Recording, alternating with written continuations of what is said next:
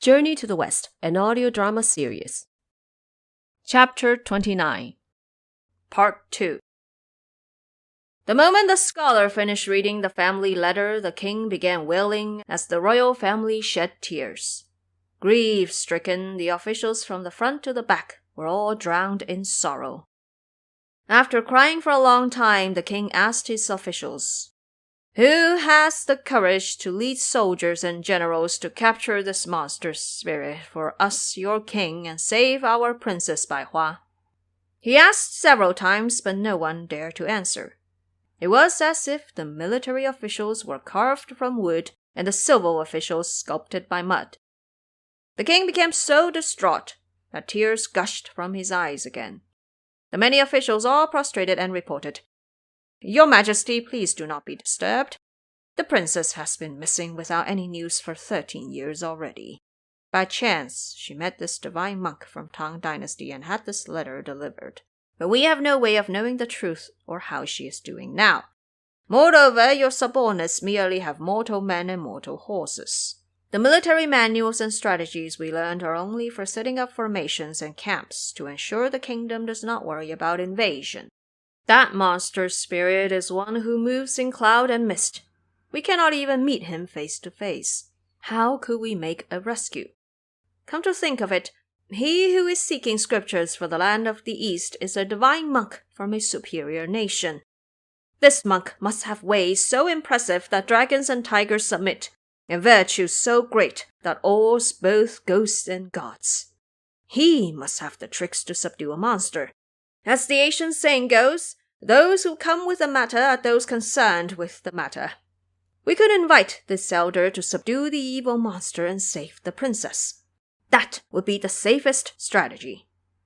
The king heard this and quickly turned around to plead to Sanzang, saying, "Elder, should you have such tricks, do use your power and capture that monster so our child can be saved and return to court. Forget about seeing Buddha in the West. Grow your hair back out and we will become sworn brothers with you. We will sit on the imperial throne together and share all the wealth and glory. How about that?" Panicking, Sanzang reported, "This humble cleric only roughly knows how to chant Buddhist scriptures. I, in fact, am not capable of subduing monsters." The king asked, "If you are not capable of subduing monsters, how do you dare head west to see Buddha?" The elder could not keep this to himself any longer, so he had to bring up his 2 disciples, reporting, "Your Majesty, it would certainly be difficult for this humble cleric to make it here alone. This humble cleric has 2 disciples who are good at creating paths when there is a mountain and can act as bridges when we come across water.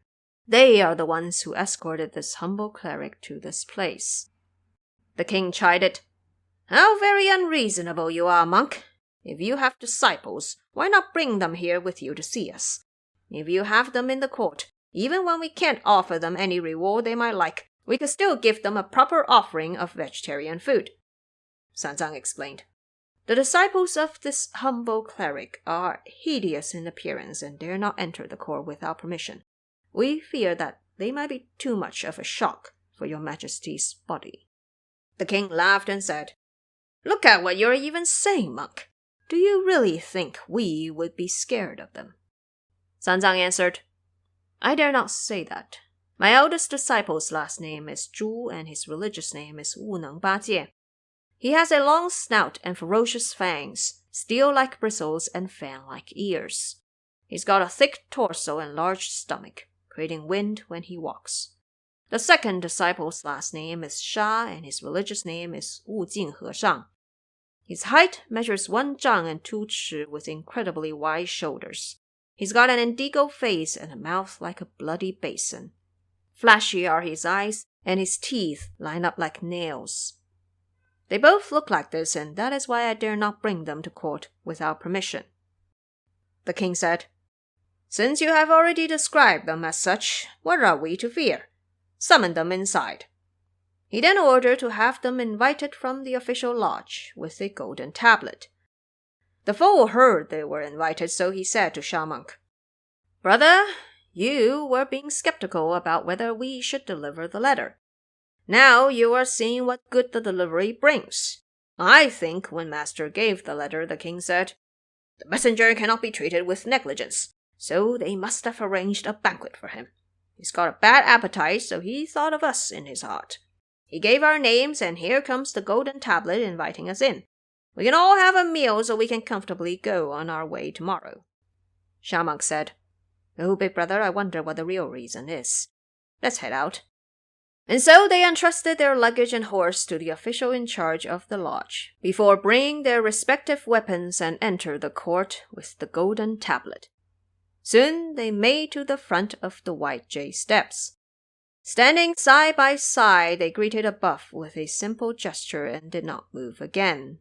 The many civil and military officials were all frightened by the sight and said, 'It's one thing that these two monks are ugly, but they're even more vulgar. Why won't they prostrate themselves when they see His Majesty? Just greeting him and then standing up straight like that. How very strange. How very strange.' Bajie heard them talk and said, 'Everyone, stop discussing. This is how we are. From the first glance, we might come across as a bit hideous, but if you take your time to look more, we are actually quite easy on the eye.' The king saw their ugly faces and was scared enough inside. By the time he heard the fools speak, his nerves were so shattered he could barely sit still. Falling from his imperial throne, he was lucky to have nearby officials helping him up. Terrified, the tongue monk went on his knees in the hall and could not stop kowtowing.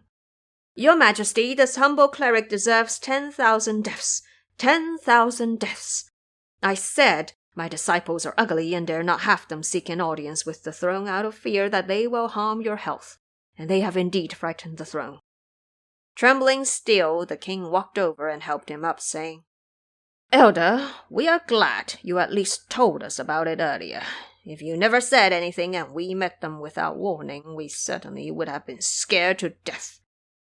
After spending a long time to compose himself, the king asked, 'Elder Zhu and Elder Sha, which one of you is good at subduing monsters?' The fool had no concept of consequences, so he answered, 'Old Bo knows how to subdue monsters.' The king asked, 'How will you do that?' Bajie answered, 'I was the marshal of heavenly reeds who was banished to the mortal world due to violation of heavenly laws.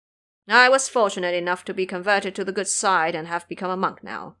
Ever since we left the land of the East, I have been the most capable one when it comes to subduing monsters.' The king said, 'Since you are a heavenly general who descended upon the mortal world, you must be good at transformation.' Bajie said, 'I dare not boast, I dare not. But I do know a few of them just to get by.' The king asked, 'Could you try to perform a transformation for us?' Bajie responded, 'Please give me a theme so I can transform accordingly.' The king said, 'Transform into something big then.' Bajie did possess 36 variations of transformation, so he began showing off his tricks before the steps. By performing the right gestures and spells, he shouted, 'Grow!' And by bending his waist, he grew by 8 to 9 zhang, like the giant path-clearing general from the legends. Horrified, the officials trembled while the entire nation bemused at the sight. A general guarding the hall asked, 'Elder, if you keep growing taller like this, how tall can you get before you reach your limit?' The fool once again uttered foolish words, saying, 'It depends on the wind. The east wind is fine and the west wind would do as well. But if the south wind is here, I can poke a giant hole in the sky.' Astonished, the king said, 'Please withdraw your magic. I now understand the type of transformation you are capable of.' By lowering his body, Bajie returned to his true form and stood at service by the steps. The king then asked, 'When you go, Elder, what weapon do you use to fight him?' Bajie pulled the rake from his waist and said, 'Old Bo uses the rake.' The king laughed and said, 'How very disgraceful for our looks. We've got here plenty of whips, hammers, knives, axes, swords, spears, and sickles. You can take any single one that fits your hands. What sort of weapon even is that rake?' Bajie explained, 'You have no idea, Your Majesty. This rake of mine may be clumsy, but it's something that has been with me since my younger days. When I was marshal at the naval quarters of the Heavenly River, I could command 80,000 sailors, all because of the power of this rake. Now that I am in the mortal world and protecting my master, whether I am crushing the nest of beasts in the mountain or flipping upside down a cave of underwater dragons, I still use this rake." The king heard his words and became happily convinced. He then instructed his concubines, "Bring out the imperial liquor for our personal consumption. Bring the entire bottle. We will use it to send the elder off." He then filled a cup to the brim and presented it to Ba Jie, telling him, "Elder, this cup of wine serves as a mere expression of gratitude for your labor. Once you have captured the monster spirit and saved my daughter, there will certainly be grand banquets and endless fortune to thank you." The fool took hold of the cup in his hands. He might look rather rude and rough, but in practice he had better manners. And so he declared loudly towards Sanzang, "Master, this cup of wine should have first come to you, but the king has presented it to me, and I dare not disobey. Allow the old bull to consume this cup first to boost morale so we can more easily capture the monster." The fool then emptied the cup before filling it up again and handing it to his master. Sanzang said, "I do not drink wine. You brothers can have it." Sha Monk then approached to receive the drink. Afterwards, Ba Jie produced clouds under his feet as he went straight up into the skies. The king saw it and said, "Elder Zhu knows how to fly in clouds too." Once the fool was gone, Sha Monk also emptied his wine and said, "Master, when that yellow-robed monster took you, the two of us fought him and could only manage a tie. Now that second elder brother is going alone, I fear that he could not overpower the monster." Sanzang then said, "You are right, disciple. You may go help him out." Sha Monk heard this and also jumped on a cloud and left. The king panicked and seized the Tang Monk, saying, "Elder, do stay seated next to us. Don't you leave on a cloud too." The Tang Monk said, poor me, I can barely move half a step." And so the two of them stay in the hall to chat. We will speak no more on that. We instead turn to Sha Monk, who caught up to Ba Jie and said, "Big brother, I am here." Ba Jie asked, "Brother, what are you here for?" Sha Monk answered, "Master told me to come assist your cause." Delighted, Ba Jie said, "You're right. It's good that you came. The two of us can work hard together and capture that monster. Even if that may not be a big deal, we can still leave a good name in this nation." It did not take the pair long before they arrived at the cave entrance and descended from the clouds. Pulling out his rake, Ba Jie used all the power he had to deliver a blow on the gate of the Wavy Moon Cave, resulting in bucket-sized holes on the stone doors. Frightened, the imps guarding the gates opened the doors and saw it was the two of them. So they hurried inside to report, "Great King, there is trouble. That monk with the long snout and huge nose, as well as that monk with the depressing face, have come again to break our doors." The monster said in surprise, "That must be Zhu Bajie and Sha Monk. I have spared them, master. Why have they returned to beat on my doors?" The imp said, "They must have forgotten something, so they are here to retrieve it." The old monster snorted, "Nonsense! Does merely forgetting something give them the courage to bring a fight to my doors? There must be a reason for it." So he hastily put on his armor and took his steel broadsword before heading out to ask, "Monks, I have already spared your master. How dare you fight your way to my doors again?" Ba Jie answered, "It's because of all the good deeds you unruly monster did." The old monster asked, "What deeds?" Ba Jie explained, "You kidnapped the third princess of the precious elephant kingdom to your cave. You forced her to be your wife and live here for 13 years. It's time to give her back. By the edict of the king, I have come specially to capture you. Hurry inside now and tie yourself up before coming back out again. That would spare old Board's effort." The old monster heard this and became incredibly outraged.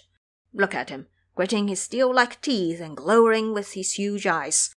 Fiercely he raised his broadsword and bloodthirsty where he slashes at Ba Jie's head.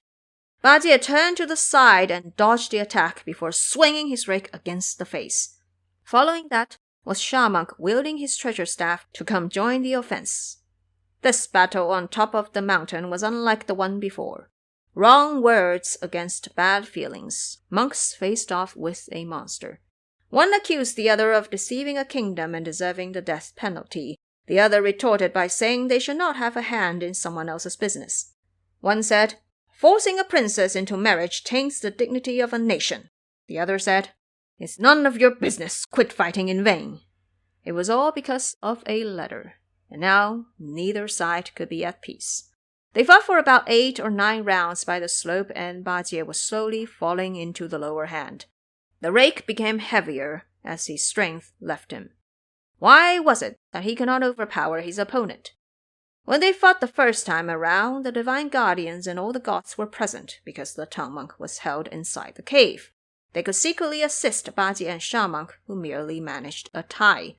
Now, all the gods were in the precious elephant kingdom to protect the tongue monk. That's why it became harder for them to fight on. The fool said, "Sha monk, come forward and take my place against him while the old boar relieves himself."